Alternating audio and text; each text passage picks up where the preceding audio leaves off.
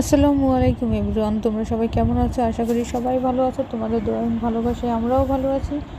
Even আমি always ভালো থাকি আর ভালো থাকার চেষ্টাও করি।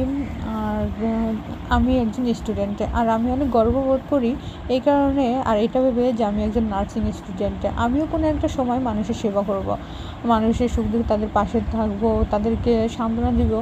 তো যাই হোক, আমাদের জন্য সবাই দোয়া করবেন, আমরা যাতে সবসময় মানুষের সেবা করতে পারি, একজন ভালো মানুষ হতে পারি, ভালো নার্স হতে পারি। আসলে চাকরি এটা বড় কথা নয়, বড় কথা হচ্ছে মানুষের সেবাটাই সবচেয়ে বড়। আমি স্টুডেন্টের পাশাপাশি একজন শেফও, কারণ আমি নিজের রান্না নিজেই করি। আমি স্টুডেন্টের পাশাপাশি একজন হোম কেয়ার, কারণ আমার নিজের কেয়ার আমি নিজেই করি। আমরা অসুস্থ হলে আমাদের নিজের কেয়ার নিজেকেই করতে হয়। আমরা যতই অসুস্থ থাকি না কেন, নিজের রান্নাটা নিজেকেই করে খেতে হয়, নিজের জুতো নিজেকেই পরিষ্কার করতে হয়, নিজের কাপড় নিজেকেই ধুতে হয়। ফ্যামিলি থেকে সবসময় দূরেই থাকি।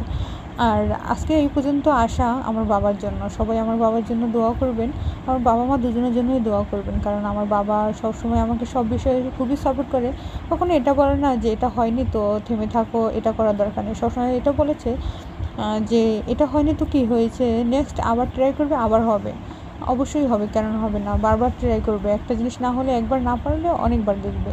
তো এই কথাটা আমাকে অনেক সাহস দেয়। আমি আমার বাবার থেকেই অনেকটা সাহস পাই। আমার বাবা সবসময় আমাকে সব বিষয়ে সাপোর্ট করে। আমার বাবা খুবই সাপোর্টিং।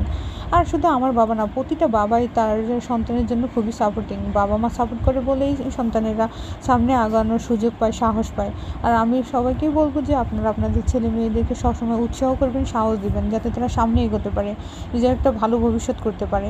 তো আমাদের জন্য দোয়া করবেন, যাতে আমরা একজন ভালো মানুষ হতে পারি, ভালো নার্স হতে পারি, এবং মানুষকে ভালো সার্ভিস দিতে পারি, যাতে আমাদের সার্ভিসগুলো মানুষের মনে থেকে যায়, মানুষ আমাদেরকে আমাদের সার্ভিসের জন্য মনে রাখে। একজন ভালো মানুষ হিসেবে নিজেকে গড়ে তুলতে পারি, সেজন্য মানুষ যেন আমাদেরকে মনে রাখে। আসলে কৃতিত্ব এমন একটা জিনিস যেটা মানুষকে চির অমর করে রাখে, মানুষের মনে জায়গা করে নেওয়া যায় কৃতিত্বের মাধ্যমে। তো আজকের ভিডিওতে এই পর্যন্তই। আল্লাহ হাফিজ, ভালো থাকবেন।